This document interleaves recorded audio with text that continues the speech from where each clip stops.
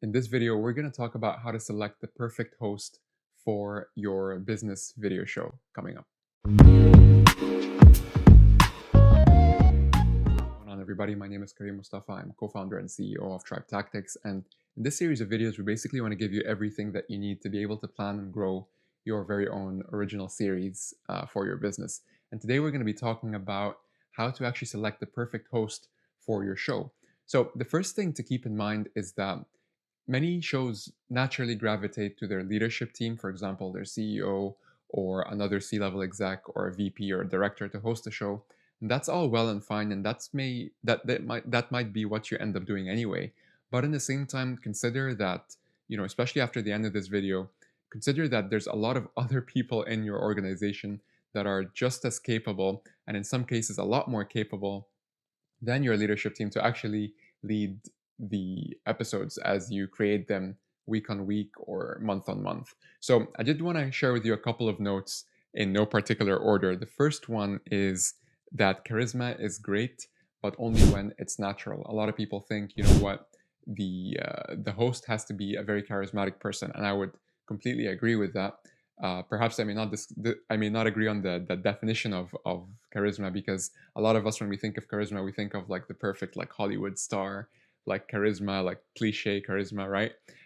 In real life, charisma is really someone showing up as their authentic self. If someone is an introvert like me, for example, or if they're an introvert or an extrovert, as long as they're just representing themselves and people can tell that this person is just being themselves, even if they are, for example, speaking quietly or speaking in a certain way that may not strike you as the typical cliche charismatic style, keep in mind that it might make things a lot more relatable even for your audience. It really depends on your specific audience and who you believe could be a good representation of that, or at least someone who can vibe with them and that they can relate to, and vice versa. So that's the first thing.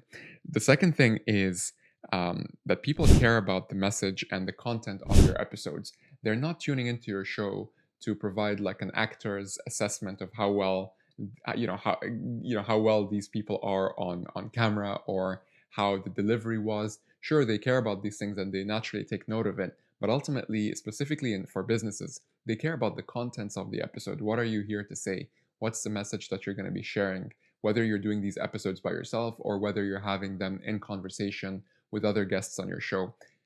Keep the focus on the message and keep the focus on the people who care about the message and the contents of it. And naturally, a lot of people outside of the leadership team could be a lot more closer to the action, a lot closer to the field. If you think of, your marketing team, your sales team, your customer support team, your customer success team, other related teams, sometimes they're closer to the action, and in a weird way they can actually speak a lot more to what's going on than some others in that regard. So definitely keep that in mind, that people come to your show because they care about the actual message, and depending on the audience and depending on the targeting of your show, you will hopefully have all the information you need to look at everyone in your company as a potential host for this show.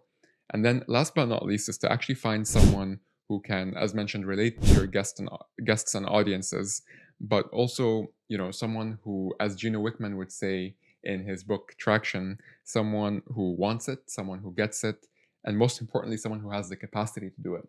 And funny enough, that's where a lot of folks from leadership may fall short. Sometimes these guys are super, super busy, and if it's up to them, you may never be able to work around their schedules. Of course, if you are, that's amazing.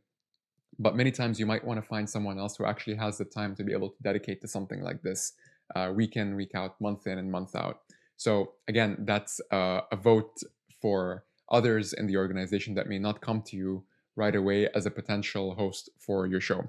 So there you have it. Ultimately, it comes down to someone who can relate to your guests, can relate to your audience, has a lot of interest and knowledge in the subject matter at hand, and is someone that's just able to show up as their authentic self and is not necessarily trying to be like artificially charismatic, because we can all see through that. And ultimately, even if someone is trying to appear so perfect, like it might even be difficult for us to relate to someone like that.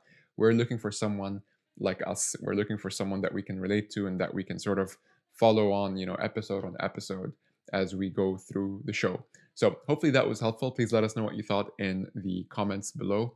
and I'll see you on the next video.